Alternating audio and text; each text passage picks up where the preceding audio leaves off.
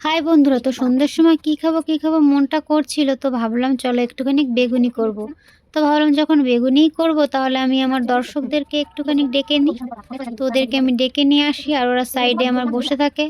আর আমি তারপর বেগুন কাটতে বসে যাই, এক এক করে আমি বেগুনগুলোকে কেটে নিই। তো কেটে নেওয়ার পর আমি প্রথমেই বেসন নিয়ে নিই বাটিতে। বেসন নিয়ে নেওয়ার পর আমি একটুখানি লঙ্কার গুঁড়ো দিই। লঙ্কা গুঁড়ো দেওয়ার পর তার মধ্যে একটুখানি আমি কর্নফ্লাওয়ার আর একটুখানি লবণ আর একটুখানি হলুদ দিয়ে তার মধ্যে একটুখানি কালো জিরে দিয়ে ভালো করে আমি ব্যাটারটাকে তৈরি করা শুরু করব। তো প্রথমে মিক্স করে নেওয়ার পরে সেগুলোকে আমি তার মধ্যে অল্প অল্প করে জল দিয়ে আমি ভালো করে মিক্স করে নিই হাতের সাহায্যে। ব্যাটারটা যেন থকথকে হয়। তো ব্যাটারটা আমার তৈরি করা হয়ে গেছে। এইদিকে ব্যাটারটা তৈরি করে নেওয়ার পর আমি গ্যাসে তেলটা গরম করতে দিই, সাদা তেল।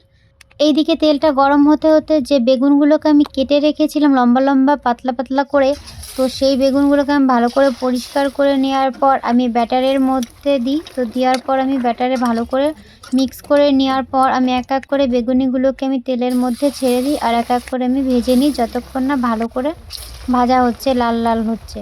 তো ভেজে নেওয়ার পর আমি সমস্ত বেগুনিগুলোকে আমি একই প্রসেসে আমি ভেজে নিই। তো ভেজে নেওয়ার পর এখানে মা আমাকে বলছিল যে আমাকে দুটো তুই লঙ্কার চপ করে দে। তো মাকে বললাম দাও, আমি তোমাকে লঙ্কার চপ করে দিচ্ছি। তো মা আমাকে সাইড থেকে লঙ্কাগুলোকে পরিষ্কার করে দেয়। তো তারপর আমি লঙ্কার চপ মাকে তৈরি করে দিই। আর এখানে আমার ভাইপোরা এখানে বসেছিল, আমার দর্শকরা, যে বলছিল যে কতক্ষণ আর লাগবে। বললাম যে আর একটুখানি ওয়েট কর। তো এক এক করে আমার সমস্ত লঙ্কার চপগুলোকেও তৈরি করা হয়ে যায়। তো তারপর ওদেরকে খেতে দিয়ে দিই। একটু দেখাতে হয়। মা কেমন লাগছে তোমার লঙ্কার চপ? ভালো। কেমন লাগছে বুড়ি?